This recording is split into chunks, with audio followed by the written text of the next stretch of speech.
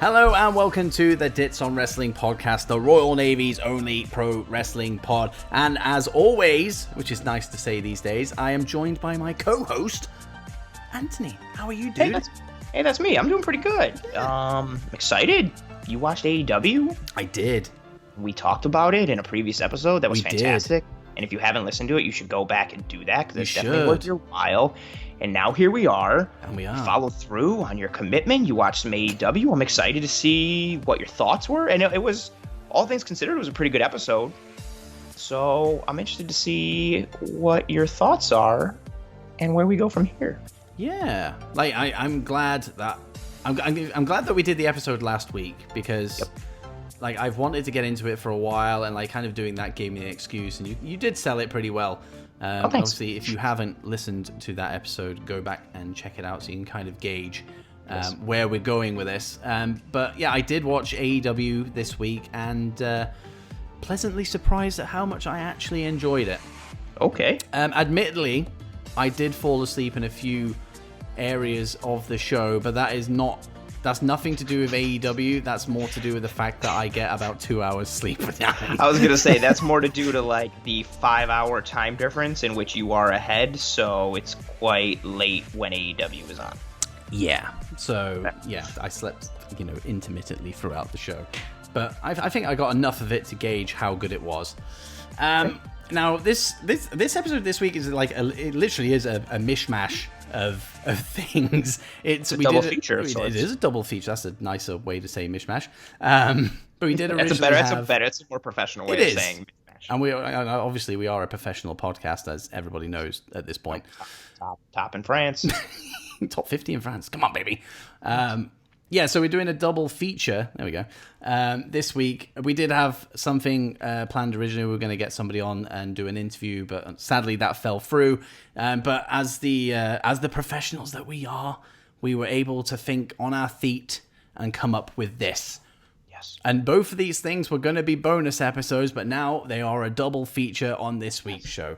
You're welcome. You're welcome. You're welcome. Audience. Yes. And on the tweet that is promoting this episode, if you don't want to listen to the AEW side of things, even though you should, I will put a timestamp in there, so if you want to go and just listen to the quiz, you can. If you want to listen to this, then obviously it's the start of the show, or if you want to listen to both, then you're just here for the whole ride.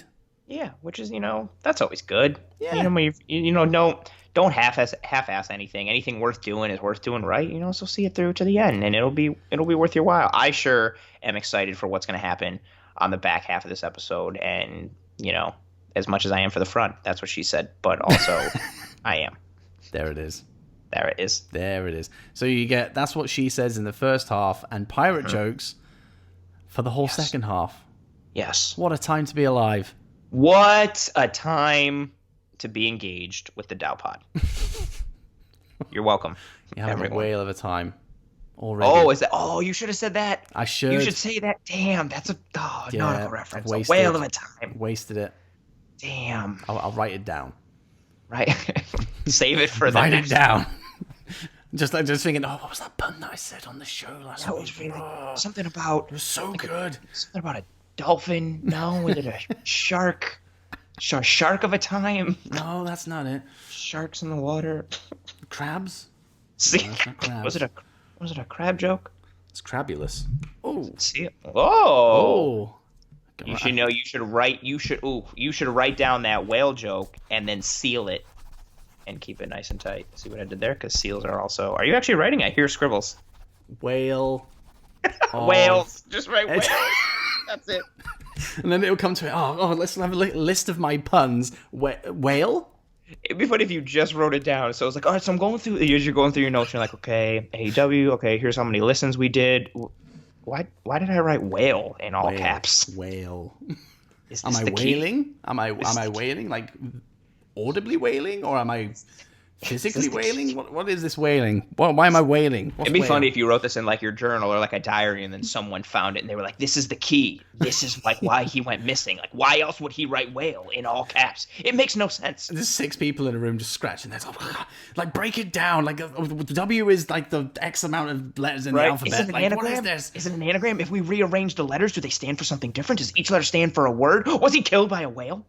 Dave, go and get a copy of Moby Dick. I have a feeling that's got something to do with it.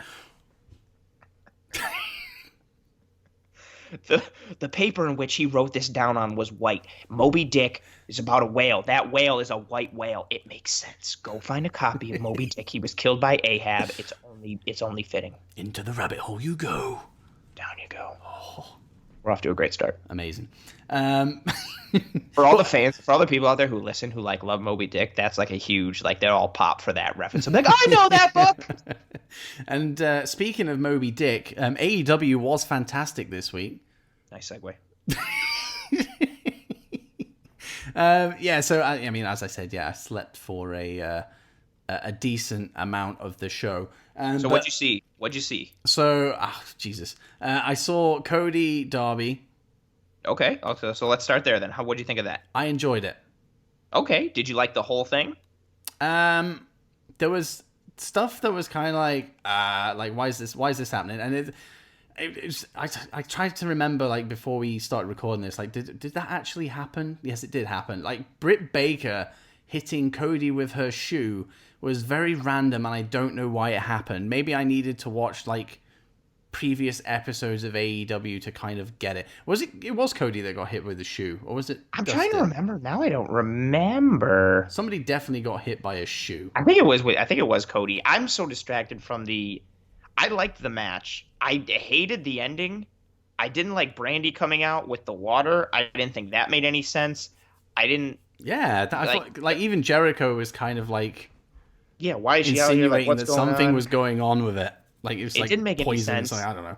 Yeah, I didn't like it. It didn't make any sense. And just for Darby to take it and like hit Cody in the head with it, I didn't think that made sense. I didn't like the finish because like Darby hits the coffin drop, and I get it that like Cody rolled him up, but like not really. And also neither dude's shoulders were down. So like even if like Darby got pinned, his shoulders still weren't down. I get the premise of it that like maybe they're building towards this Darby like can't overcome Cody type of thing, and like Darby keeps missing out on the big one, and Cody barely like got away. I'm fine with the story aspect of it, but I thought it was sloppily done, and I didn't necessarily like the execution, and I thought the Brandy part was stupid. Like she got run over and then came like limping out, holding her stomach to give Cody water. Like that was my bigger thing, because it's not like Brandy's always there at ringside to give Cody water. Like it's not like this is. Like, it's not like she was Paul Bearer and she came limping out holding the urn because everybody knows, like, Taker draws his power from the urn. Yeah. Like, she came out to give him water. Like, we have no previous... Yeah, like, we know it's water, but there's no previous thing of, like, oh, you know, everybody knows Cody gets super dehydrated really fast, so that's why Brandy's here. Like, it didn't make any sense. I didn't like that. Yeah, I did think that was random, but... I was watching it thinking of you being like, oh, it's just so stupid, and he's watching it, and he's going to be like...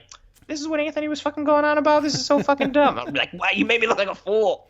But like, I mean, for the most of that, I mean, that aside, like, I actually really enjoyed the match. And Darby Allin, Jesus, like, I've seen him wrestle like a couple of times before, but this is the first time I've seen it in like a long time.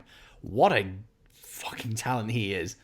Yeah, unique look. Good. Yes, cool performer. He was one of my like people to watch out for when we talked about that on our previous episode of AEW Talk that went last week, and He's able to work with any kind of wrestler. He can make anything work. I thought he was good again in this match.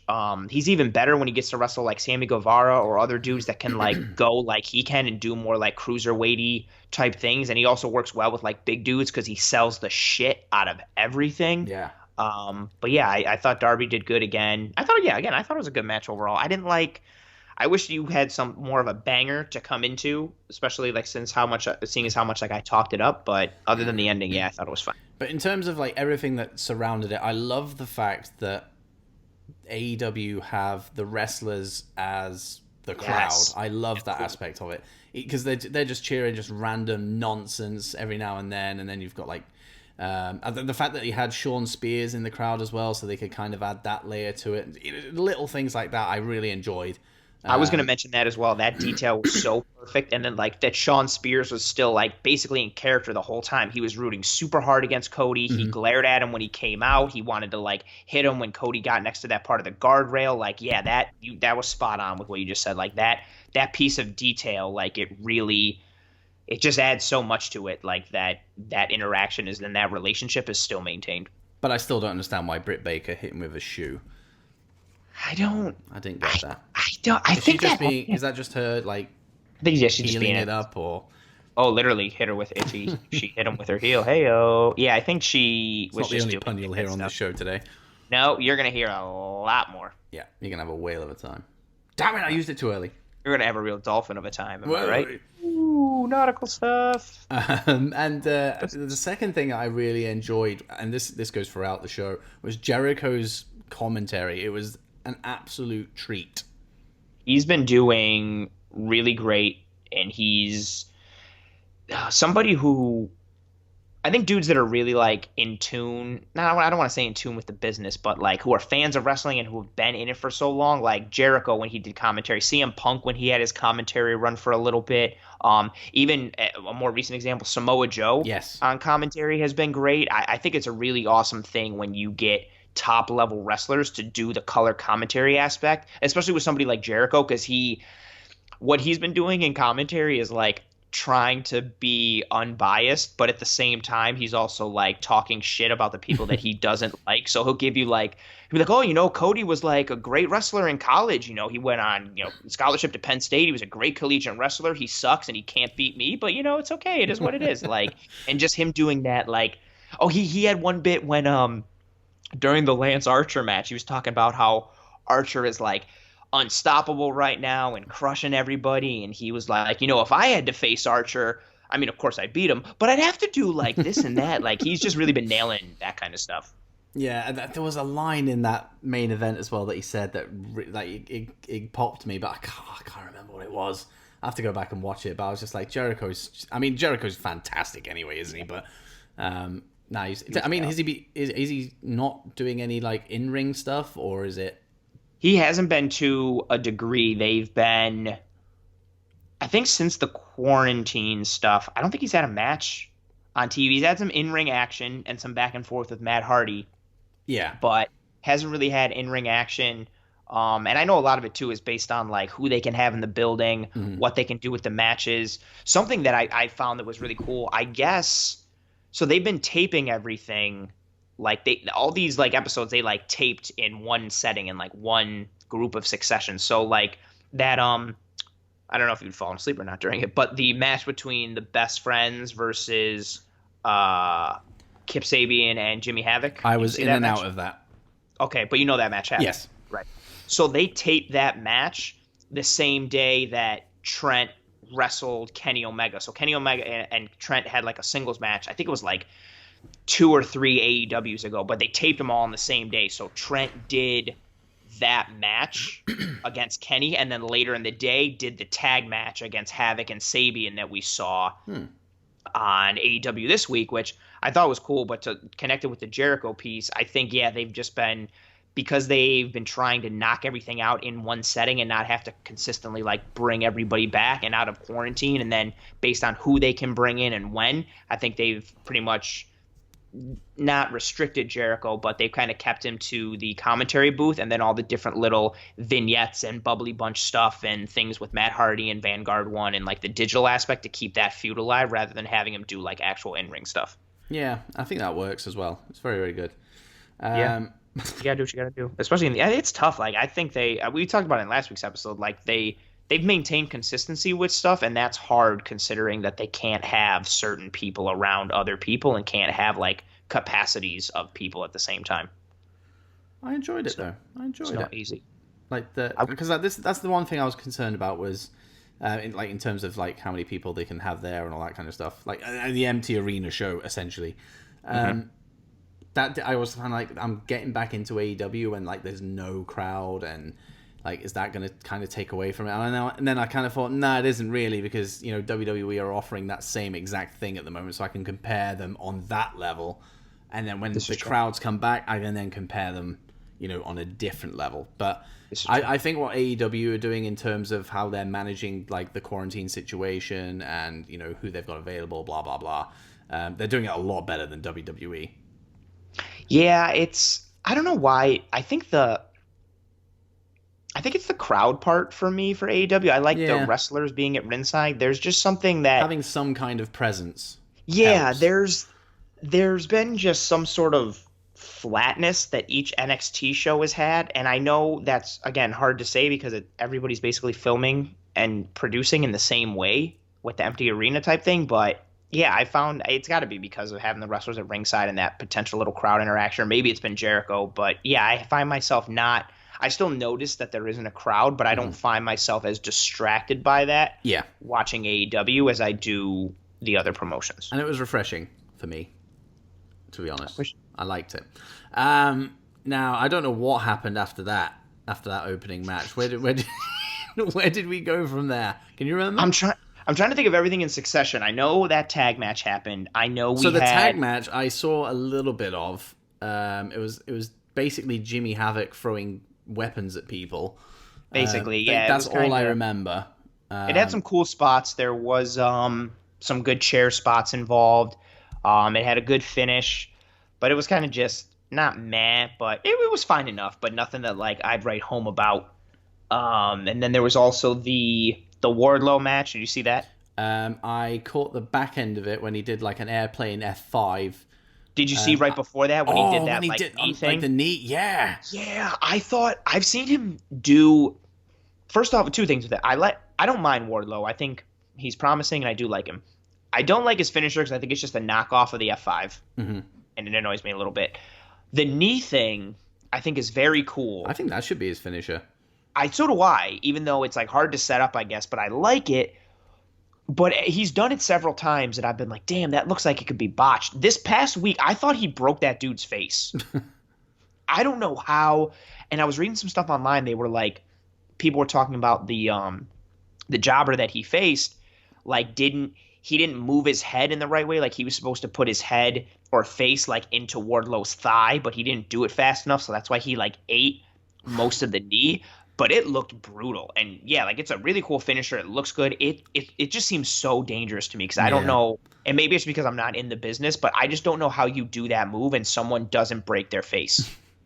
Case in point, Wednesday night. Like this case in point. And I don't know if he got. I read some things that he had. The dude who ate the knee, that he had some blood on him a little bit later, but people were saying that it happened after the airplane F5 thingy and not the knee to the face. But that was fucking brutal. But it'd be cool. Jericho sold it as well, didn't he? He was like, "Oh my god!" Like it was. He broke his face. He broke his face. Yeah, literally. Yeah, he did. He. I really saw that, and I was like, he had to have broken a nose or an orbital bone. And I am not a wrestler, but I was just thinking like, I'm not taking that move. I'm not eating that. No. I don't going to know do this. what No, the right we're not way going to is. do that move. Exactly. I understand a lot of things. Like people have gotten hurt with the Styles Clash and the Muscle Buster, and I know it's like, okay, well, they didn't have their head tucked the right way and they didn't do this, and I understand those type of things. This one, I don't know how you don't get hurt with this move. Like I just. And how do you sell it? All right, dude, so here's what we do, right? I do a couple power slams, do a clothesline. I'm going to put you up in the turnbuckle. Got it, cool. And then I'm going to, like, lean you into my hand because you're, like, knocked out, right? Cool, I like that. And then I'm going to drop you and I'm going to knee you right in your fucking face. And that's when I'd be like, what? No, you're okay. I'm a little bit against that. No, I know. No, I it's like totally my face. safe. Yeah, no, I don't. Especially after seeing that, I'd be like, no, I'm not. Not doing But it that. looked great. To be fair, It did look great. great. I And if even it like didn't I hurt, was like sat there and I went, ooh. Like I never make any kind of noises or react really to much wrestling because it's all in my head. Like if I'm enjoying it, it's in my head. I'm enjoying it in my head. It's the same with like, it's weird. Like I could be watching something like really, really funny and I'm like, other people would be laughing now. And if I've watched it with people, they are laughing and I'm just laughing inside my head. I'm just like, yeah, that was funny. Like I'm weird like that, but I actually did audibly go, ooh. Yeah, With this same one, for so me. it was like, Jesus. I audibly yelled at that, and I also did the same thing. There was a spot in the Brody Lee Marco stunt match. Definitely asleep for that one. He did. I think he did like a last ride. Yeah, he finished him off with this like last ride-y type power bomb, but I swear he just picked Marco Stunt up to the ceiling and just slammed the shit out of him. And Marco sold it perfectly. Like he held the back of his head so his head didn't slam against the mat, so he was fine. But it just sounded brutal. It looked brutal. I scared the fiance with that one because I literally was like, oh, and she was like, what happened? And I was like, I think this guy's dead. Like, that made me yell audibly as well. And those matches were in close succession with one another, and I came away with both of those points being like, fuck, those look brutal. But I guess that's the point. Like, if you can I like to consider myself a seasoned wrestling watcher veteran, and so not much makes me go like, oh, but both of those were like, oh shit, and I yelled and it got me out of my seat. I'm gonna go back and watch that now because I'm curious about that move. The Marco Stunt one, the Marco Stunt one, just to see if I can go. Ooh, let's see if my reaction is the same. And it came like after a cool spot. Marco was in the corner and like went to jump onto, like, he tried to do like a crossbody onto Brody Lee, and Brody like ran at him and caught him and turned it into like a big boss man slam type thing. Really nice. That sounded good, but didn't look dangerous. And then right after that he finishes him with this power bomb, and it just like, fuck yeah. I feel like Marco like backstage was just like, hey, just pick me up and like slam the fuck out of me, and Brody Lee was like, are you sure? And he was like, yeah, just like slam the hell out of me, it'll look great. And Brody Lee was like, okay, and he did. Yeah, I'm gonna go back and watch that. I'm curious. And to be honest, there was only really two things. I mean, I don't know how much else happened on the show, but two things that I did watch were the bubbly bunch and the main event. Yep, those were both spot on. Britt Baker also had a cool little vignette thing that was really funny, actually. I think Moxley had something as well, didn't he? Moxley had a funny one. Well, Britt's was just like, obviously her playing into that character, and that was funny. That was good. Moxley's was like a promo for himself and like being champion and like basically cutting like a regular old promo in the desert. But then he ended it with like coronavirus related stuff and he did it very seriously and deadpan and was talking about like, I'm going to be the champion and I'm here for the long haul and this and that. And I've beaten this guy. I'm going to beat everybody. And then he was like, do I have your attention now? Like, listen to me very closely. And then he like yelled at everybody to like make sure they call their grandmother during like coronavirus stuff. And that was kind of funny. But it was a cool promo. It was very Moxley-esque. He was wearing like combat boots and his jeans and a plain t-shirt. And he was in like, I think he lives in Arizona or something like that. And he was in like literally in like the desert on like the side of a mountain that looked like it from an episode of Breaking Bad or something like that. And he just cut this cool promo. And yeah, other than that and those little bits, it was on to the main. And what did you think of the main? I enjoyed it. Yeah. I'm a big fan of Dustin anyway. But this was actually my first exposure to Lance Archer, and Jesus Christ. That guy surprised me a lot. Like, he did, like, the thing that really caught me off guard was like when he went old school and then did a moonsault. I was like, right? Huh? You know what's even crazier? You know Lance Archer is 43 years old? I mean, I figured he was like not on the younger side of things, but I didn't realize he was 43. Right? I thought he was going to be, I was thinking like 36, 37, maybe. Yeah, he's 43 years old. Jesus. And I think he's a better wrestler now than, I remember seeing him in TNA as Lance Hoyt, and that's what made me look him up, because I remember seeing him in TNA at like 2005, 2006, and I was like, damn, I wonder how old he is like now. And I looked it up, but that old school into the moonsault was great. He is locked in to his character, his gimmick, the music, the move sets that he has, the look, like his verbiage, his tone, all of it. He, for me, has been, and I wish these matches were in front of a crowd, so that way we could have that crowd reaction, and also we could still have like a crowd would mean no quarantine stuff, which means we could also have like Jake the Snake present. Like, Archer has just been on fire since last year's G1, and he's reinvented himself as an in-ring performer and as a singles wrestler. He was working with Davey Boy Smith Jr. for the longest time in Suzuki Gun and wrestling in Japan, but now is like a singles dude. Yeah, he's on fire, and that was a good match with Dustin. Two big guys, heavy hitters, good ending, good setup for next week. It was solid. I mean, I thought the ending was a little bit strange and unnecessary. I mean, I love the term, Yeah, the turnbuckle spot. Even though, like, the WWE... I mean, I said this last week, I'm streamlined to the WWE way, and I saw, obviously, he exposed it and then slammed Dustin's head into it, and I was like, well, there's a DQ. I thought the same thing. I was like, is he not going to get disqualified for that? But it carried on. I was like, okay, well, maybe that's just what AEW does, and it's kind of like... I mean, I think I remember, actually, from when I was watching it from, like, October to December, like, I think they kind of turned around and said it's at the referee's discretion as to what happens. So I kind of just threw that answer into my head, whether that was the case or not. That's a bit of the New Japan motto too. Like, they'll let, like, some things go by, and it is very much up to, like, is the ref, like, then they'll talk about it on commentary, like, oh, is Red Shoes going to call this match? Oh, that's got to be a disqualification. Like, how is he still letting this go on? Like, so they'll weave it into the story a bit. But yeah, I thought the same thing. And then that actually made me think. It made me go back in my head. I was like, I thought if you do that to somebody on an exposed turnbuckle, that's disqualification. And then I was rolling, like, clips back in my head of everything from, like, 1990, and I was like, was there never a disqualification for that? Did I make that up? Has it always been legal? And I was like, no. And that made me question myself for, like, a good 5 minutes. Because I always remember seeing, like, referees, like, throwing a paddy when somebody would, well, take the pad off the turnbuckle, and they'd be kind of like, give me that back. Right? So, like, otherwise they just go, yeah, you crack on with that pad, mate. You do whatever you want. But they actually, they try and retrieve it and all that stuff, and there was literally no fucks given. Yeah, they just let it go. You crack on. If you want to break his skull open, you be my guest. I thought the same thing. So this is, and incidentally, that was like the second time I've seen Dustin wrestle in the AEW. I've only ever seen him wrestle twice in AEW, and both times he's been pissing blood.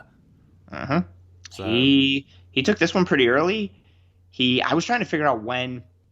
I was going to go back and rewind it, and I didn't. But I was trying to figure out when he cut himself, and then it was like maybe like 4.5 minutes into the match, and they were like, "Oh, and Dustin's busted open," and I was like, of course." It does add something to it. Like I used to be all for the blood when I was like a bloodthirsty kid. I was like, yeah, blood, amazing. But then as I got older, I was kind of like, it's cool and everything, and it kind of adds something, but it's not needed. But every time I see it now, like, I can kind of go, that really does add something to it. Like Lance Archer was like completely messing Dustin up in places, and you're kind of like, well, the blood makes sense. Yes, and especially with, like, again, I'm not one for gratuitous violence. Like, I don't think weapons or blood should be used in everything, but when it is used, especially when you use it sparingly, it adds so much more to the moment. And I thought this was another example of it, especially with the story attached to it. Like, Dustin was kind of having, like, not a midlife crisis, but, like, some sort of, like, character crisis within himself in terms of, like, the story for this was like could he continue, and, like, was he, he's older, but does he still have what it takes type of thing. And so him bleeding in this just added to the intensity of, like, nothing's going to stop him in this match. He's going to give it everything he has. And then on top of that, feeding into the thing that, like, Archer is just this monster and is just beating the shit out of him. So, like, him bleeding adds to the fact of, like, it doesn't matter what's going to happen to Dustin, he's going to keep on going. And then it also adds to Archer, because Archer is just, like, not stopping and then, like, drawing blood at all these different parts on him. And just, there were even some parts when, like, based on different moves that they were doing, like, Dustin's face was, like, rubbing up against Archer, so then Archer would have, like, blood streaks smattered across, like, his chest and his abdomen, and, like, that made him look even more menacing, like, and terrifying, as if he needed another thing to make him look more menacing and more terrifying. Yeah, that was, I thought the ending was kind of cool with the towel being thrown in, but Cody didn't, like, know what to do, but, like, he should have, but shouldn't have, and Dustin didn't want to give up, but Brandy's there, and all the stupid family drama, and yeah, it wasn't bad. Yeah, I mean, that for me, I was kind of like, this is a little bit unnecessary. I get why, Cody came out and, was playing the whole brother thing, but the whole towel, like, Dustin was done regardless, apart from, like, I think he took, like, another hit afterwards, and then Lance got the pin. But I was kind of like, it doesn't really matter if he throws in this towel now or not. Like, Dustin is out. If it would have been different if Lance Archer, like, literally went to town on Dustin, like, after that, and just beat 10 bells of shit out of him. And that's what I expected. When he didn't throw in the towel, I expected, like, okay, now Archer's gonna, like, beat the ever-loving shit out of him. And kind of, like, stare down Cody at the same time, as if to go, well, this is what you've done. Yep, you didn't do this, so now guess what? I'm gonna fucking kill your brother right in front of you because you didn't want to throw in the towel. Like more mind games, but he didn't. He just like pinned him, and then I was like, oh, okay, this is also another option, I guess. The one thing I did like with that though is when he pinned him, Cody and Brandy and QT, like everybody came in the ring to check on Dustin, and Archer was just still standing there with this psychotic, pleasured smile on his face, staring at Dustin and then staring at Cody like he was like he was like pressing Cody to do something, and at the same time like admiring the work that he was doing and admiring like what he had done to Dustin and how upset Cody was. That was, I think, really spot on for me. Yeah, and I think it was a good way to close it. And for me, I was looking at it, I was just like, well, obviously I don't really know a lot of the stuff that's happened in the last couple of weeks, because obviously this is the first week I've delved into it. So I don't know, it got me invested for what we're going to see at Double or Nothing having their match. Yeah, it'll be that final that they're going to go live with. Oh. Now they have come out and announced that. I still think it's no fans, but they will be live. Oh, that'd be nice. It'll be a nice little change of pace. Yeah, they built well to it. Yeah, I see Archer winning. I think Archer's going to win. I don't see how I would be pissed off if Cody wins. Yeah, I mean, bearing like everything that I've seen. I say everything I've seen. The one match that I've seen Archer have, I'd be disappointed if Cody came away with it, because Cody doesn't need it. No, and that's still making me laugh. With everything I've seen, with the 7.5 minutes I've been, I need this. But no, I mean, what I've invested in this storyline with the amount of soul and emotion that I have poured into Archer, I need it. I know my shit. But no, as a whole, obviously what I saw, because I was asleep for some of it, but half of it was really good. Like genuinely, I mean, I haven't watched NXT this week, so I can't do a comparison on that front. But no, I was literally there wasn't even a question I'll think about watching it next week. It is a quick case of, yes, I'm in, I'm back. Nice. And it's only, and then the cool thing with it for this is I feel like watching it now, you're getting in on somewhat of the ground floor, because it's only going to get better once they get back to having the crowds and having the full roster. Like what you're seeing is good now, but it's still somewhat watered down just off of the fact of they can't have the full roster there. They can't have their full storylines and everything that they're trying to do. And then when you add on top of it, they can't have the crowd and the atmosphere and the energy. So once you see it full, when it comes back, I think it's going to be even better. So if you like it now, I think it'll be 10 times better once things go back to normal. I'm excited. And then we might see the revival. Might see the revival come through. That would be kind of...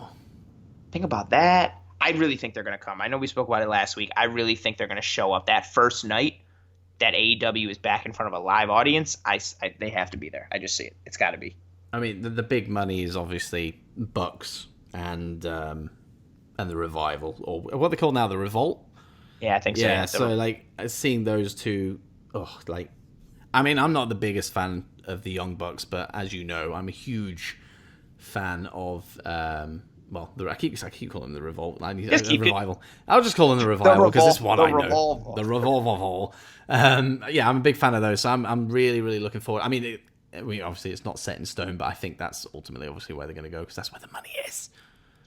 So they draw. That's where it is. But no, really, really good episode of Dynamite. I really enjoyed it, and I think if you're listening to this and you're kind of, because I've said this on Twitter a few times over the week when I've been plugging the episode, if you're streamlined to the WWE way, and I still am, regardless of how much I enjoyed AEW and, probably will continue to enjoy AEW going forward, I'm still probably going to be streamlined to the WWE way, and WWE will always be the number one thing that I watch. I will never miss something based in WWE. It's just not going to happen, because that's just my fandom. That's just what I've grown up with.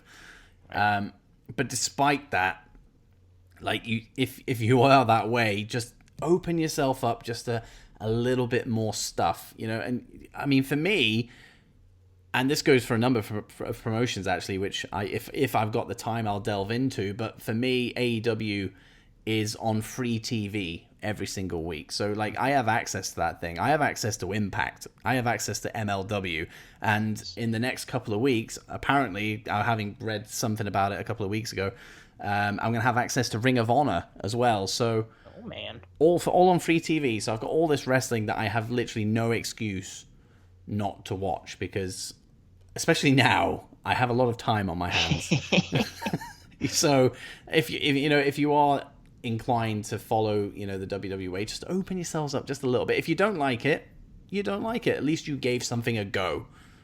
But I think that's a really good take. Yeah, and the fact that I did enjoy AEW, I've just added something extra that I enjoy in life to my already enjoyable life. That's a good take. Yeah. That's a good way to put it, especially with like the free TV aspect. Like I'll bang the drum for New Japan every minute of every day, but I recognize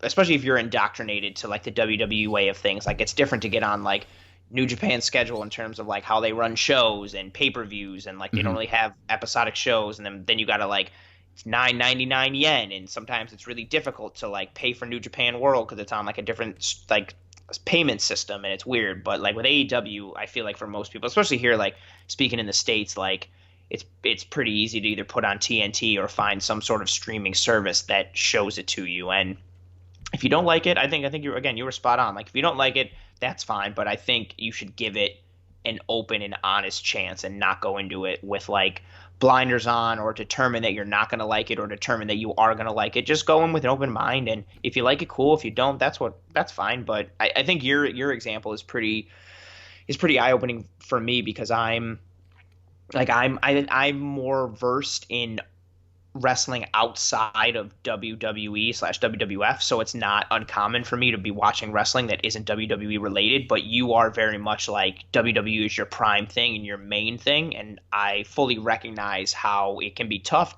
to wean yourself off of that system and like appreciate other wrestling. So I think it's actually really cool that you gave it an open chance and that you liked it. Yay! Yeah, and shock horror, you can like both WWE and AEW at the same time. What? It's a crazy world. You can like both? You can, apparently. I thought... it's against the rules. That's right. I think you have to pick one. According to the internet and according to Twitter, you have to pick one. Yes, but I'm going to go against trend here. I'm going to say that I like both. I will plant a flag in both. Ooh. Hot take. Hot take. Boom. Hot take. And that's really the way. Again, it's fine if you're a WWE fan. It's fine if you're an AEW fan. But if you are a wrestling fan, there is legitimately nothing wrong with liking multiple promotions. I wonder why that is such a thing. People get so like, oh no, like I watch this, fuck everything else. Like it's not like you can just like wrestling. I know, like, it's weird. I don't understand it. But that was like, I mean, the fun isn't over. That is like the first part of a 2-part featurette. Fun has only started. It has. So obviously that was the AEW side of things. But if you want to stick around, we've got something, and you should. We've got something fun coming up in the it's the Captain's Cabin, the brand new quiz that we have devised. It's the pilot, so it's raw. It's not complete. It is a pilot. We're like working it all out, so you can have that ride with us as we figure this stuff out. This is uncharted waters, uncharted territory. Nautical references like it. We are going somewhere we haven't gone before, and you will be a part of this first step in the journey. This is history making. This is momentous. This is the NWO at Bash at the Beach. This is Austin, not tapping out to Bret Hart and bleeding. This is history in the making, and you are a part of it. You've picked that up so much. Fucking right, I did. And without further ado, let's get into that, shall we?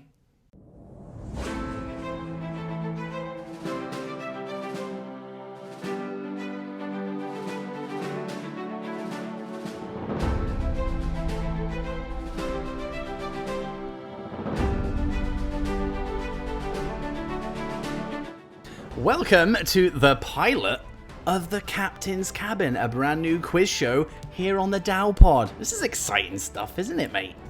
This is another maiden. Come on. Go already with the pirate jargon. We are taking another gimmick, another concept on its maiden voyage. Oh, I just realized. You just did it. But it wasn't planned. I thought of it literally just now when you went to me, and I was like, oh, maiden voyage. That's a fucking nautical thing. So I said, but yeah, I'm excited.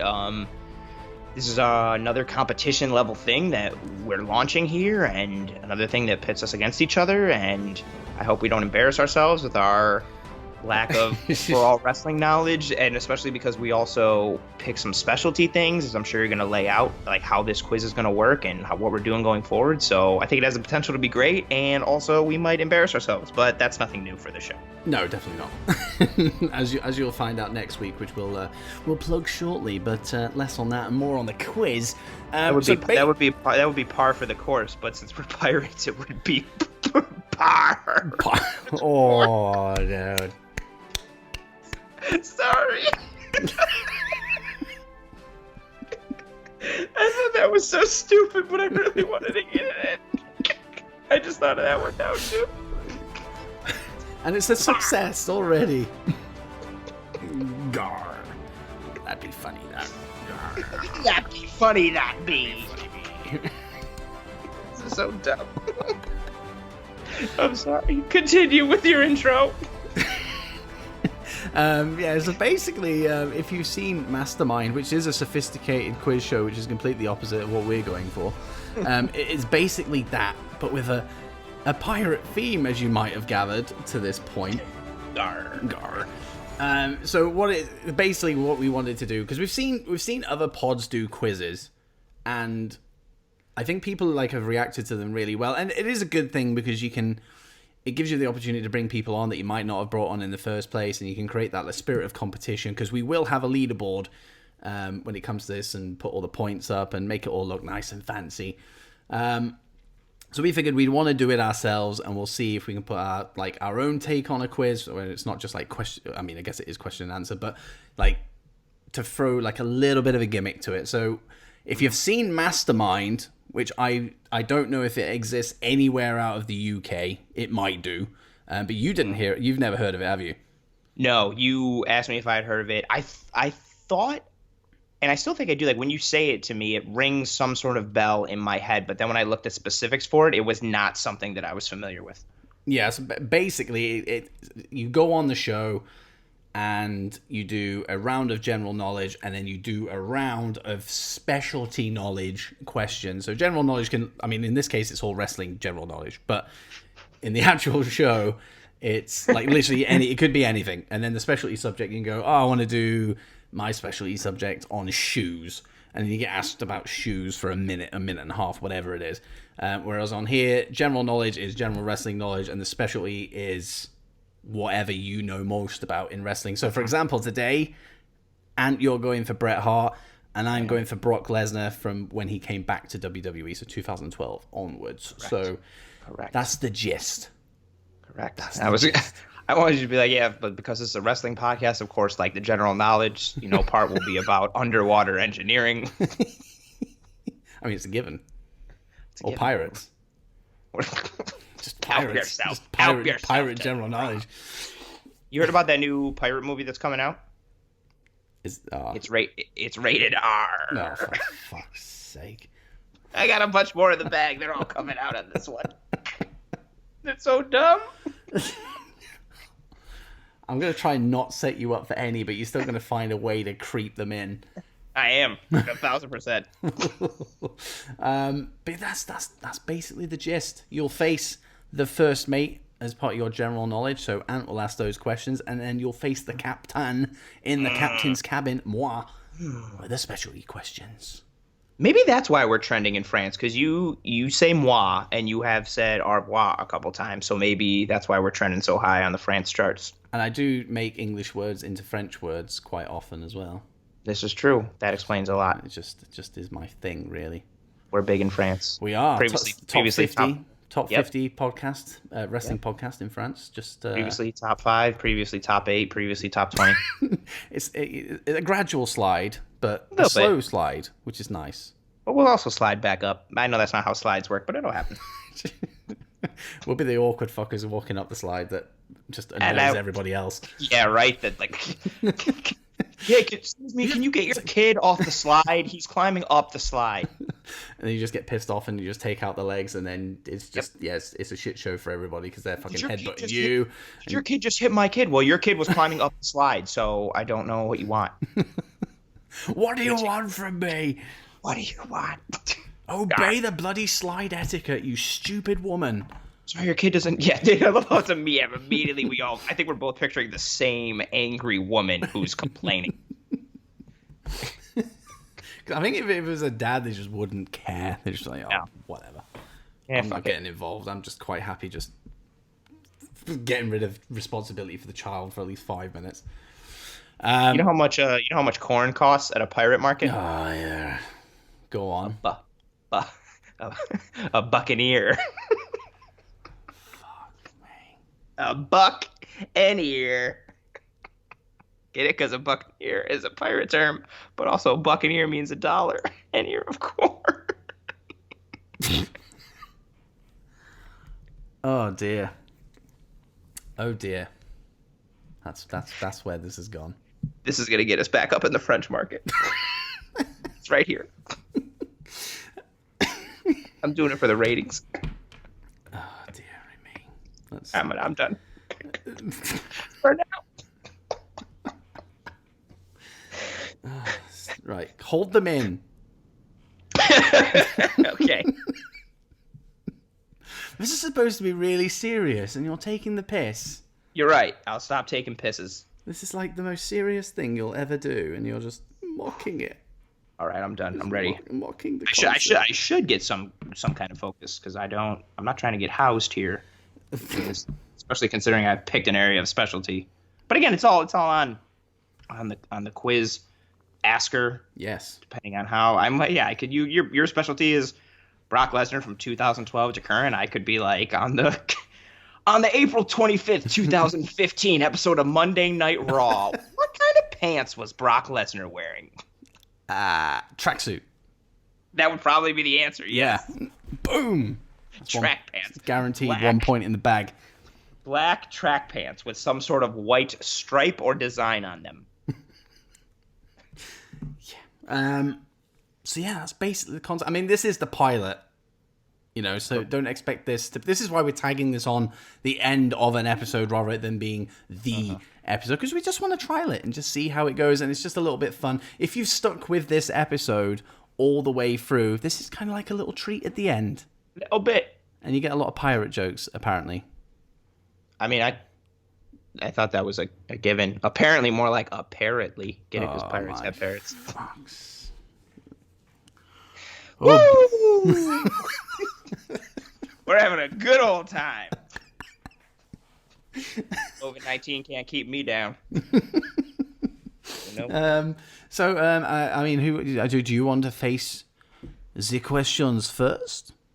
In the first round. And by the way, this isn't canon, so whatever we get doesn't carry over to when the series actually starts. Yeah, this is very much a litmus test, and yes. like you said, a pilot. Again, this is a series that we do like, but we fully recognize the kinks that have to be worked out. So actually, you're probably witnessing. This is like watching the pilot episode of a great TV show, or like some behind the scenes footage. Exactly, it's like season 1 of The Office, and some bloopers, added to it, so you get to see like some behind the scenes footage and kind of, jokes. Exactly. Once this series is really off the ground and running, you can come back to this episode and really see how the series came to be. Or if you already know this episode is in your head, you can be like, oh, I remember the pilot and how they're figuring things out. And yeah, but we do have to, I figure the questions that we ask each other, we can definitely off the air, we'll kind of go back and be like, oh, that was too specific. This was too broad. This was good. This was bad. So that way we can really finalize the shit out of it. It's like we're an organized podcast or something. It's bizarre. It is. For as much as we present that we're not, we most definitely are. Or in this case, we most definitely are. But yeah, we are. Just don't acknowledge them, Dits. Don't acknowledge them, and they'll go away. They'll go away. I'm not proud of myself. I don't want to be doing this, but I just can't not do it. Right. So, see, it's so annoying. Like, here's a kink already, people, is the fact that I have the questions in my notes on my phone, and I also need to start a timer, which is also on my phone. So I need to somehow switch between the two. Dum dum dum dum. I can do the timer.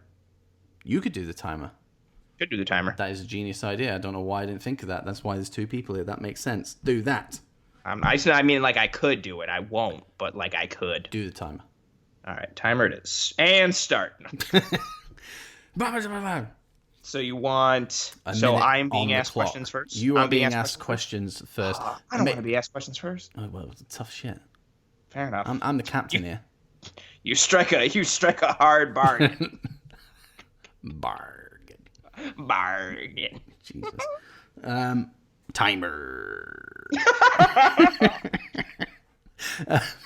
So set it at 1 minute and make it audible. So when it goes off, we know, and I know when to stop talking. How was the quiz episode of Dits on Wrestling? I don't know. They for like the first 25 minutes they were just making stupid pirate jokes back and forth. I didn't even make it to the quiz. Yeah, I'll put it this way: if we're doing the quiz proper when this series actually gets off the ground, at this point we'll probably be on round 2. Okay, just so you know. Hold on, I want to know what. Okay, got it. I'm doing the timer. I was just gonna do like stopwatch, but I know you want like a little thingy, so beep, beep, beep. I'll do an official like timer. Yeah, so it'll be like I'm gonna try one out right now. Let's see. Oh, that's 5 minutes, not 5 seconds. And I'll be able to gauge if you're cheating or not, by the way, with timings, because I do have a clock here. I wouldn't cheat. Yep, there we go. How's that? You liking it? That'll do. That'll do. I'm not about to cheat. I'm not some fucking... I'm not. I don't even know what some fucking... That would be crazy. I picture somebody taking the quiz and has like 3 other people at their house with like computers ready to like look up every question. Yeah, that'd be... Yeah, nobody's going to take this too seriously. But a leaderboard could change all that. This is true, and especially with the amazing prizes that we're giving out. Oh, absolutely. A golden anchor. I mean, come on. Yep. That's completely metaphorical. But it's very, very real in respect. Yes. It's perfectly designed by moi. Yep. It's ergonomic. That's for our French fans, that one. Yep. Moi. That means me in France. It but does. They already know. They're clued in on their For language. the uninitiated, that means me in French. Oh dear. Right, okay, right. So as soon as you say go, the questions will be answered. So my asked, general knowledge. should I say? So so first round is general knowledge. Oh, and so you knocked out I know we spoke about it offline, but the rules and stuff. So once you ask a question, if I answer it, whether I get that question right or wrong, you're moving on to the next question. If I pass on that question, I cannot go back to that question. You cannot. Again. There we go. That might change though. We'll see how this is. Yeah, this is why we do a pilot. You know, it might not work, and we might go. Let's give him a chance to go back and answer the question. You might. We're working the kinks out. Exactly. We'll see how it goes. Working out them kinks. Gar. Ready? What do you want? You are. Yeah, so I will acknowledge anything that you give me apart from a pass. So if you pass, I literally move on. If you get a question right, I'll go correct. If you get a question wrong, I'll go incorrect. And I'll tell you the correct answers at the end. Copy. There we go. Copy nice and simple. That's what Copy we that. like. That's what we like. Nice and simple. So I'm ready when you Okay. are. All right, so I'm just going to say go, and then as soon as I say go, that means I'm starting the timer, and that means you are asking me the questions. Yes. Okay, ready? I'm going to do a ready, set, go. Ready, set, go. What year did World Wrestling Federation transition to World Wrestling Entertainment? Fuck. Incorrect. 2009? Incorrect. What name did John Cena first use in his wrestling career? The Prototype. Correct. When did the first WrestleMania air? Like year? Yep. 1985. Correct. Who won the inaugural WWE King of the Ring tournament? Bret Hart. Incorrect. Oh, no, fuck, you're right. Damn it, go ahead. In what stadium has every Wrestle Kingdom taken place? Tokyo Dome. Correct. Goldberg's famous winning streak was ended by which WCW superstar? Kevin Nash. Correct. What was the name of the event that WWE held in Japan in 2015? Don't know. Pass. At which event did the Elimination Chamber first debut? Pass. What was the name of the stable featuring Bo Dallas, Curtis Axel, Heath Slater, and Adam Rose? I will give you a chance to answer that question. Sorry, I don't know how to stop the timer. Fuck. I will no longer give you any time to answer that question. That was interesting. That was tense. How many questions did you get through? 1, 2, 3, 4, 5, 6, 7, 8. That was the 9th question. So about what you said before we start recording. So ideal. Yeah. So you got 5. You got 5 points in that one. I did. 5 out of 9. So the ones you didn't get right. What year did WWF transition to WWE? 2002. Oh, really? I had no fucking idea. I did not remember. Who won the inaugural WWE King of the Ring tournament? Don Morocco. Yep. Which one else? What was the name of the event that WWE held in Japan in 2015? It was a house show called Beast in the East. I remember. That's where Balor beat Balor Joe. Owens. Oh, Balor beat Owens for the belt. Yep. I remember the event and the matches. Didn't remember the name. At which event did the Elimination Chamber first debut? Survivor Series. Oh, good call. Did not remember that. What year was that? That was... don't know. I think it was like 2002, 2003, Yeah, 1. I think it was 03. Yeah, It was either 03 or 04. Because Eric Bischoff was around that time, so I would say 03, 04. That's what I go with. It could have been 02, actually. I don't know. Somewhere in that range. I don't know. What was the name of the stable featuring Bo Dallas, Curtis Axel, Heath Slater, and Adam Rose? It was the Social Outcasts. I was thinking it was the B Squad or whatever, and then I was like, nope, that was just Axel and Bo, and I couldn't remember. And the only reason I put that question in is because I was literally watching something on Twitter as I was doing the questions. I was like, oh, that's a good question. I'll put that in there. How many?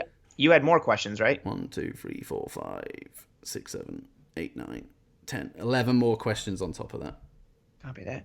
I kind of want to know what they were. I mean, I can tell you afterwards because they are going into the pool for everybody else.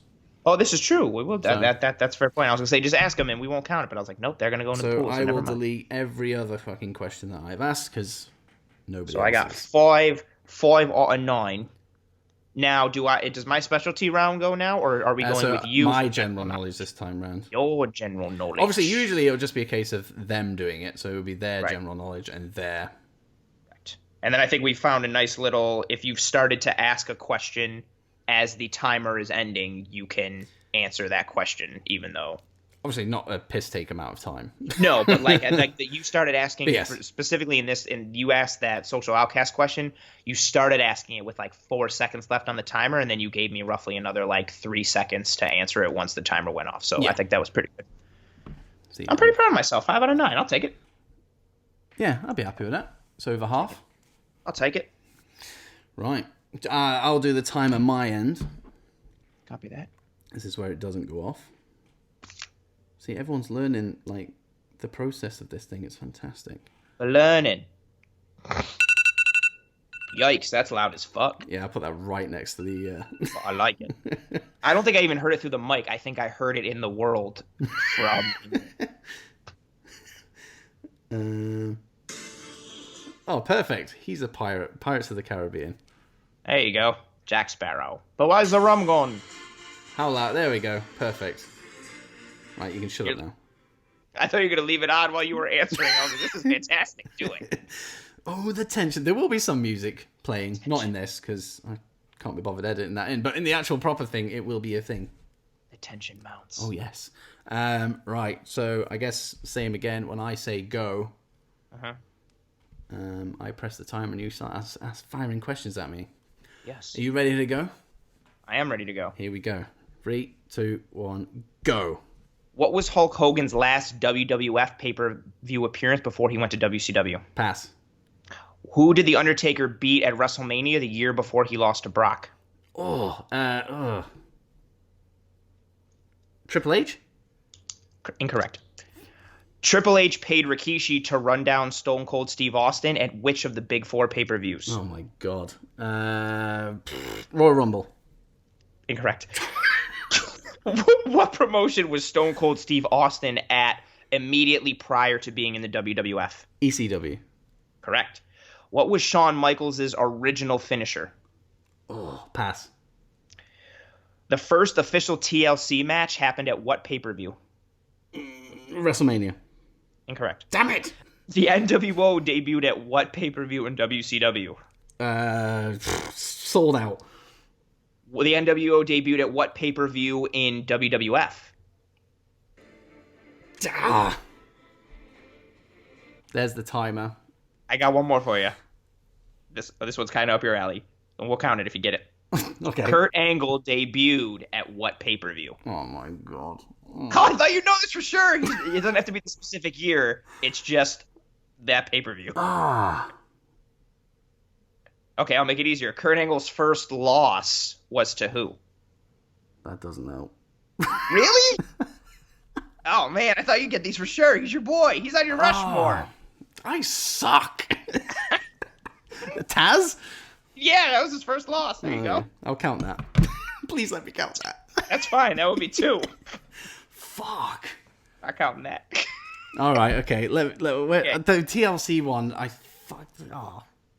Well, okay, so what was Hulk Hogan's last pay-per-view appearance before he went to WCW? King of the Ring. Okay, would never have got that. Oh, sorry, damn. Well, so who did Undertaker beat at the Mania before he lost to Brock? CM Punk. He beat Punk to go 21-0. Triple H paid Rikishi to run down Austin at which of the big 4 pay-per-views? It was at Survivor Series. Great. I wasn't going with a specific one.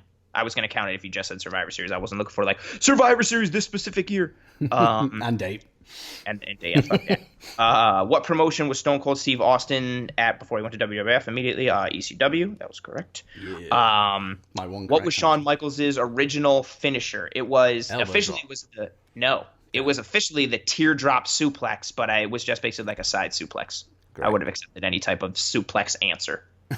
The first official TLC match happened at what pay-per-view? So they had the ladder match that involved Dudley's, Edge and Christian, and the Hardys at WrestleMania 2000, but that wasn't officially billed as a TLC match. The first official TLC match was at SummerSlam 2000.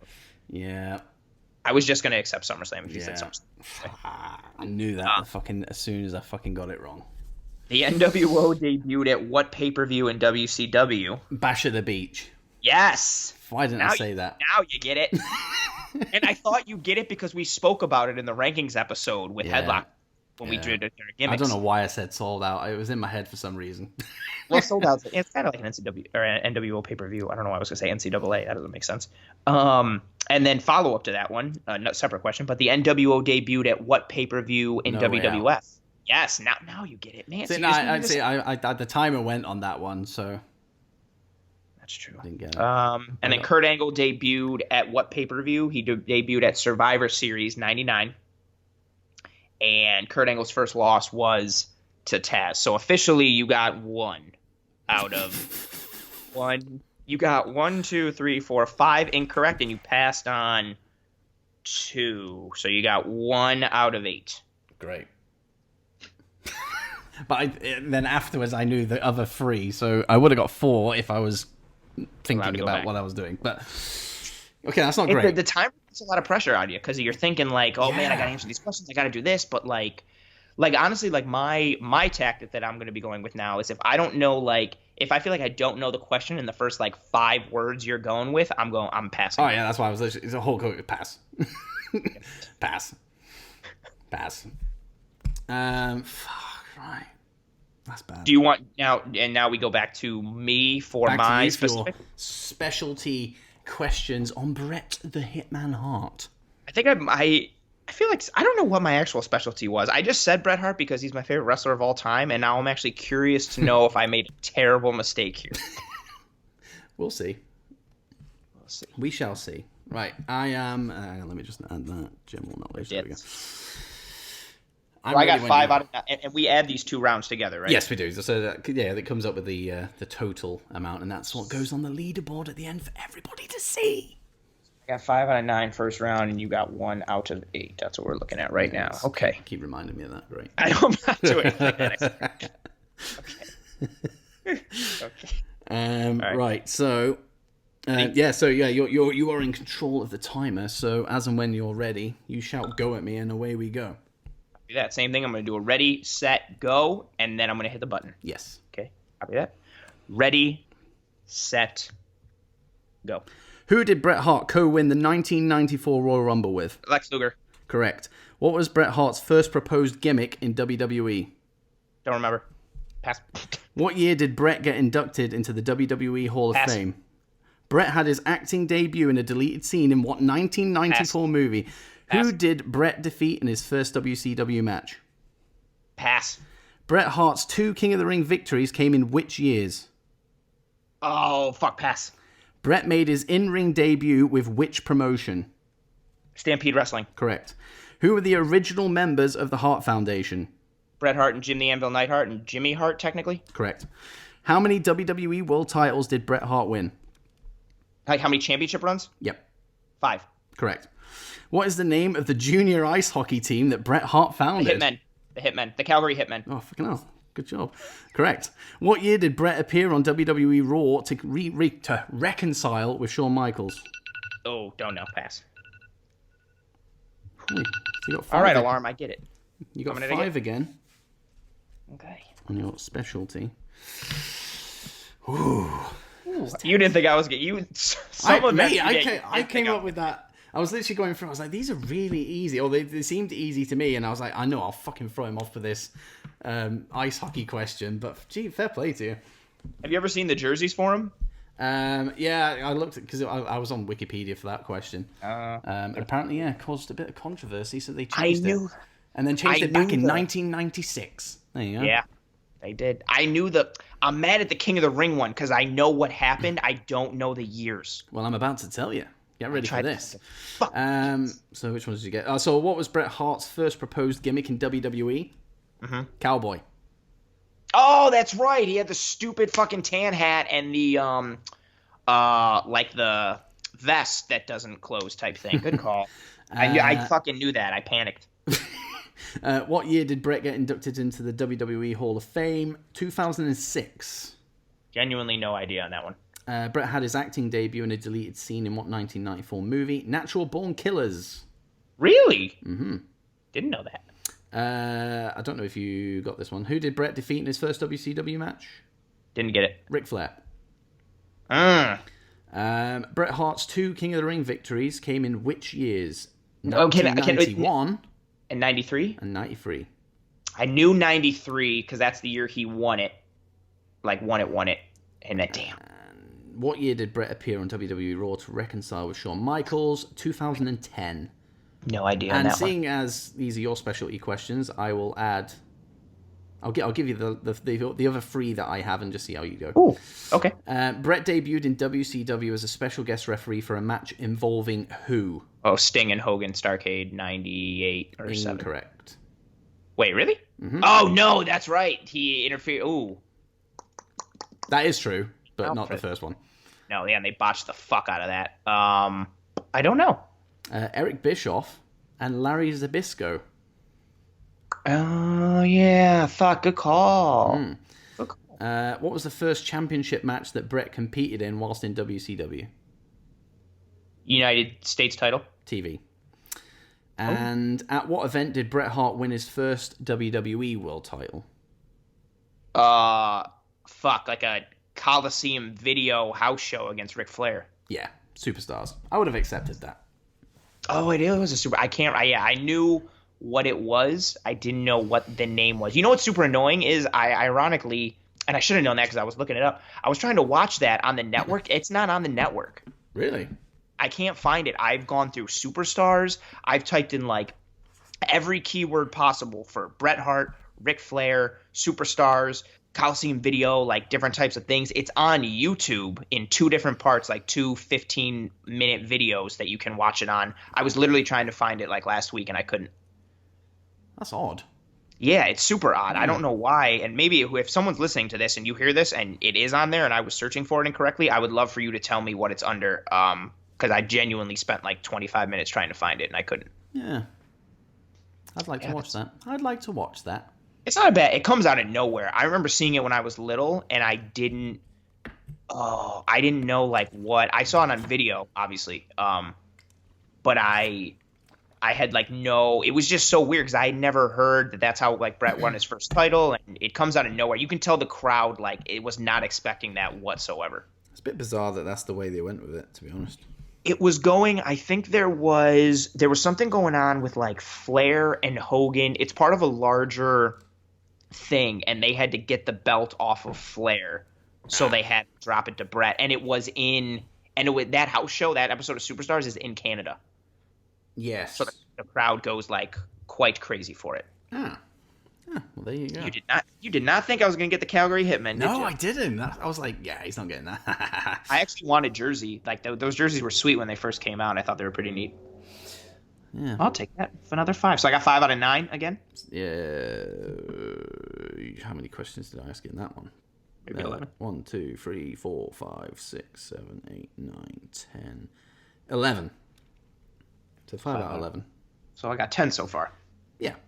Well, 10's your final. 10's your final. Yeah, what did I say? 5? Yeah, 5 and 5. I don't know why I said 5.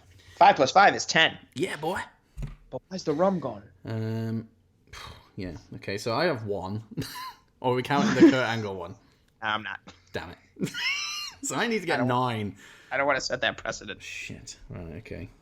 I don't even know this specialty topic. I just fucking threw it out there just to say. Damn, really? I was hoping this was like your bread and butter. No, it is not. Now I feel like you're not going to get a lot. Oh, you might get it. I'll probably get like 1. You might get some. We'll see. Are you ready to fire away? I am. Fuck's sake, here we go. It's going to be a train wreck again. This is why I won't go on any other quiz shows. Ever. Okay, right. So when I say go, obviously, yeah, timer starts. Yep. 3, 2, 1, go. For the first SmackDown on Fox, Brock beat Kofi in how many seconds? 7. Incorrect. When Lesnar returned in April of 2012, who was the Raw GM? Vicky. Incorrect. Damn. Who did Brock Lesnar defeat at the 2012 SummerSlam upon his return? He broke his arm. Triple H. Oh, correct. Lesnar returned again in January 2013 on an episode of Raw. Who did he attack? Mark Henry. Incorrect. Damn it. What was Undertaker's record heading into the Mania where he lost to Brock? 21-0. Correct. What Mania did Brock end the streak at? 30. Correct. How many staples did Randy Orton need when Lesnar busted him open at SummerSlam? 8. Incorrect. Lesnar defeated Goldberg for the Universal title at what pay-per-view? WrestleMania 33. Ooh, correct. Who distracted Brock at SummerSlam 2018, causing him to lose to Roman Reigns? Braun Strowman. Ooh, correct again. Oh. So you got 1, 2, 3, 4, 5. I'll take that. I got my last 2. You ready? Yeah, go on. How many people did Brock eliminate in this year's Royal Rumble? 13. Ooh, correct. And who did Brock replace in last year's Money in the Bank? Sami Zayn. Wow, okay, there you go. So you're good on current things. I am good with wrestlers that have hockey teams. Damn it. So, who was the Raw GM when Brock Lesnar returned? John Laurinaitis. Yep, correct. Fuck's sake. Correct. Lesnar returned in January 2013 on Raw. Who did he attack? Vince McMahon. Why? What? How do you know them all when we go back? I know. Because I've had time to fix it. I play on it and I go, yeah, it's fucking Vince. Come on. Brock beat for the first SmackDown on Fox. Brock beat Kofi in how many seconds? 8. 10 seconds. 10. Oh, damn. And then that's also the same answer for how many staples did Randy Orton need when Lesnar busted him open? 10 staples. That was 2 off. Yeah, no, you're very close. Those were I felt were the most specific ones. But I went kind of like mixed up. But you did good. You got 1, 2, 3, 4, 5. You got 5. I'll take that. And 6 in total. Not great. You know what we might do, I think, to save time? I think we should not say whether it was correct or incorrect and save it for the end. Ooh. That way you don't have to waste like another 1.5 seconds each saying correct or like whatever. Or we add on time. Sure. Or we don't ask any questions. No, I'm just kidding. Or we just fob the quiz off completely. You got 5 out of 10. Or well, 5 out of, no, how many did I ask that? Yeah, 5 out of 9. And then if I would have asked all 11 that I had, you would have had 7 out of 11. That's not too bad. No, that's pretty good. So I won 10-6 on this first one. Well done. You are the first champion and winner of the Golden Anchor outside of canon. All the other challengers that come on the show, you can pry that Golden Anchor from my fucking dead corpse hands. Good luck. How do you think that went, Ant? How do you think that went? I liked it. I think the hardest thing with it is trying to figure out a balance of like what is too specific and what's not. I think that would be the only thing really to knock out. And for those of you listening, I think we would both welcome feedback in that regard. If somebody wanted to tweet at us something, give some comments, and the episode was too specific, not specific enough. I think that could use a little tweakage, but I think overall, I think it was good. I mean, I'll speak from my perspective. I think the questions you asked me, I thought they were all, both the general knowledge and the specialty round, I thought they were both like pretty fair. There was nothing that I was like, what the fuck? Like you said before, which I thought was like a great little example of how many steps did Stone Cold take to get to the ring at Royal Rumble such and such. Yeah, at Royal Rumble 98, how many steps did Stone Cold Steve Austin take to get from the entrance to the ring? You'd be like, what? Like, yeah, I figured that, yeah. Oh, my specialty is Royal Rumble. Got it.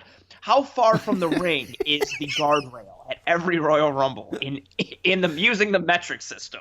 I'd be like, I don't know.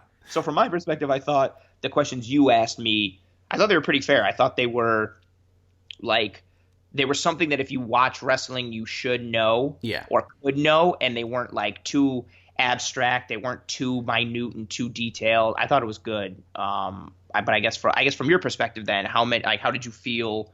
How did you feel about it, and how did you feel about my questions? I enjoyed it. I like a good quiz anyway, but like I like Mastermind, the actual TV shows. I like the fact that we can do this on here. So, but I think when it's up and running and we have the whole theme and all that kind of stuff, I think it's going to work really well. It's going to be fun, and it'll be a laugh. That's the main thing. I found it very interesting that at first I thought like with my questions that I asked you, I was like, damn, I went too specific. But then knowing that like you literally answered everything perfectly when the timer was off, it made me feel like, oh, okay, I felt like you just like not. I feel like you were just like with the timer going, you were just like, oh fuck, I don't know. But then you knew, like everything on the second go around. Yeah, annoyingly. I'm always nervous. Quiz stuff annoys me too, to a degree, because as you and I have spoken off air, I'm good if you tell me like, oh, at WrestleMania like 15, even or like anything, and I'll be like, I don't fucking know. But if you tell me like what the main event was of that WrestleMania, I know like what happened at all those other things. I'm not great with like dates or like years or knowing like I pinpoint everything with like certain matches. That's how I like use them as like my reference point. So I'm always afraid for like quiz things of it being like, oh yeah, like who was the champ in like August of 2012? I'd be like, I don't know in 2012. I don't know where I was in 2012, let alone what that. I was like, I don't know. But I enjoyed it. I thought it was a good time. It was good.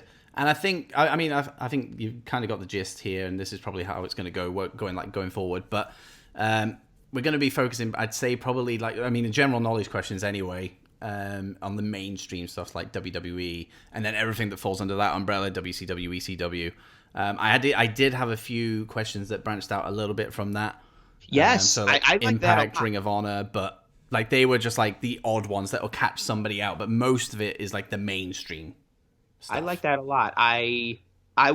That's what I did with my general knowledge. And again, you and I was saying that you did have a New Japan question.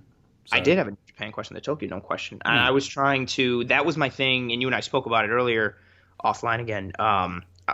I was like, general knowledge, is it just WWE? Are we doing like wrestling like overall? And like, it was the same thing with mine. Like, I know you are more geared towards WWE. So like the things that I didn't pick that were WWE, I figured like again, like even like the ECW question for Stone Cold Steve Austin, that's still Austin related. And I thought like the WCW ones, because they were tied to NWO, they were like mainstream enough and big enough that like the casual like viewer or person would know. Yeah.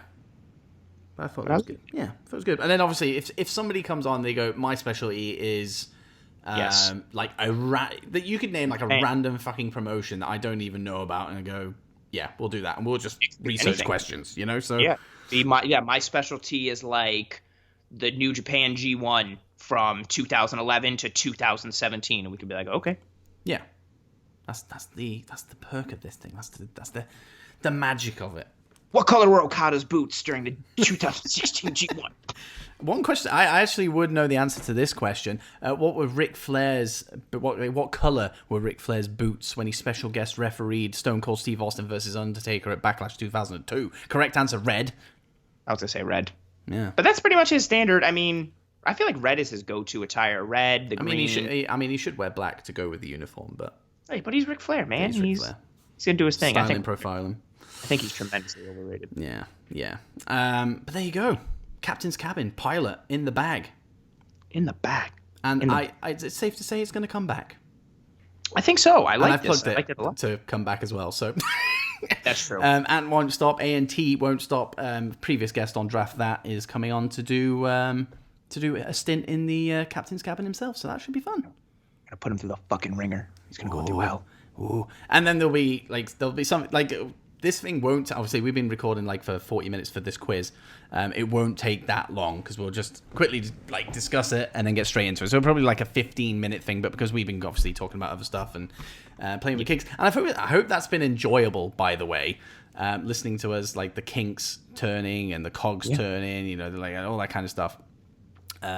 Just kind of like how we work, how we operate. Yeah, let you see behind the fourth wall a little bit. Yeah. But it's nice. We're giving you a bit of a double. Obviously, we had to change things around because what we had originally planned, fell through. Some people don't like to stick to their commitments. Cool. But you got a bit of a double feature out of it, which is good. So you had AEW, like my thoughts on this week's show, kind of following on from last week's show. So go and check out last week's show. So you can kind of get the gist of what we're talking about, even though you don't really need to watch it, but do. And then a nice little double feature. Double feature is always good because you could have like a single feature, but the only thing better than a single feature is a double feature. Correct. So you just got a double. You got featured twice. Yes. 2 features. Amazing stuff. It just only on the DOWPOD. Only here. And if you are listening to this and you were like, no, this other podcast I listened to had a double feature, you're incorrect. They didn't. But take us home, dude. Like, give us some plugs. Oh, some plugs? Yeah. I can give some plugs. I'm Anthony. I'm the co-host on this DOWPOD. Find me on Twitter at wagons_warpaths. The reason that is my Twitter handle is because I am the host of the Wagons and Warpaths podcast. It is a Buffalo Sports Talk podcast, a weekly Buffalo Sports Talk podcast. Find me on Apple iTunes, Spotify, and Stitcher. If you go into the link tree in my Twitter bio, you can find all the links to all the episodes ever made by that podcast and all the various platforms that they stream on. I'm also a featured writer at lastwordonprofootball.com covering trending stories in the NFL and also the Buffalo Bills. And I'm the champion on this quiz right now. Amazing. And I highly do not recommend that you listen to his shitty podcast. So that's hurtful. That's that. That's fine. That's fine. It's fine. That's good because I was in my next episode I was going to go over proper quiz winning strategies, so you wouldn't be interested in that. Boom! Whoa! His pod sucks. I listened to like a few episodes of your show, and like even though I have no idea what the fuck you're talking about, I still enjoy it. So there's that. I appreciate that. So I appreciate that. It's been a long journey with that. I've also got a lot of different, as you know, like different episodes in the bank before I was just doing Buffalo sports stuff, and there's some Disney World things and wrestling things and Mickey Mouse and special appearances and things just for the children, for the kids. Yeah, for the kids a little bit. For the kids. Plugs my end. You can should find plug your me. Stuff. Oh, gar.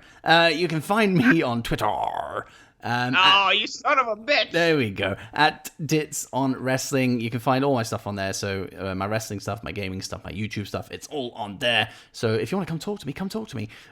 You are listening to this podcast on a podcasting platform of some description. So this is probably the one you always use. But we are available on Apple, Spotify, Stitcher, and all the rest, basically. But if you are on Apple, give us a 5-star review. Throw in a little review there as well. And if you're on Spotify, follow us, and then do all the equivalent stuff on all the other apps.